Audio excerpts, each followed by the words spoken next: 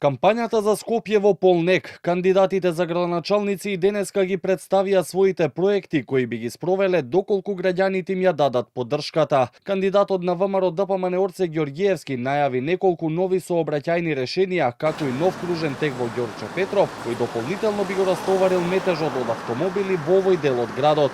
Воедно, вети санација на најголемиот проблем кој го имаат ѓорчевци, односно притисокот за вода, особено оние кои живеат во повисоките зони. Предвидуваме решавање на уште еден долгогодишен проблем, а тоа е изградба на нов резервоар што ќе го реши слабиот притисок на водовод во Ѓорче Петров.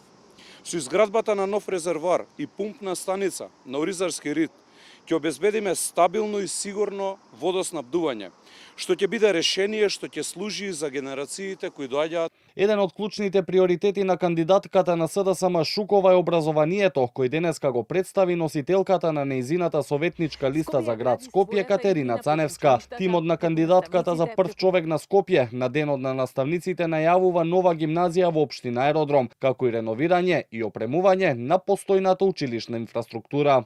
Во програмата предвидуваме и тоа во првата фаза реновирање и опремување на постојната училишна инфраструктура, модернизација на наставните методи, модернизација и воведување на нови содржини во наставата, како и поддршка на неформалното образование преку ревитализација на планетариумот во Младинскиот културен центар.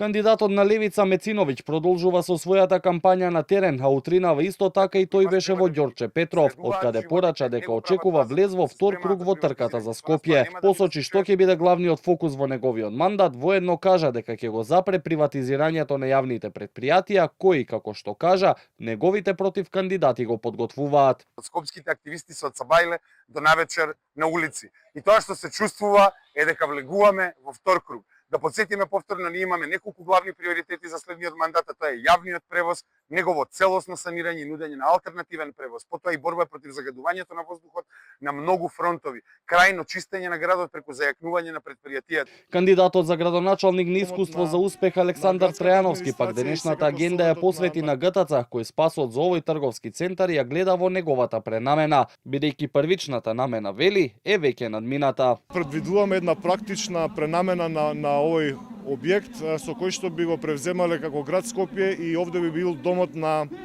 градската администрација и секако советот на градот Скопје. И секако оние два дополнителни центри кои што ги предвидуваме во програмата, а тоа се иновативниот хаб за млади и секако стартап центарот. Кандидатот на независни заедно Горан Марковски пак денеска со својот тим и плакат на велосипедот се појави на Скопскиот маратон, каде посочи дека не учествувал, но ги бодрел своите соработници и другари на настанот, кој вели го одбележува спортскиот дух на Скопје.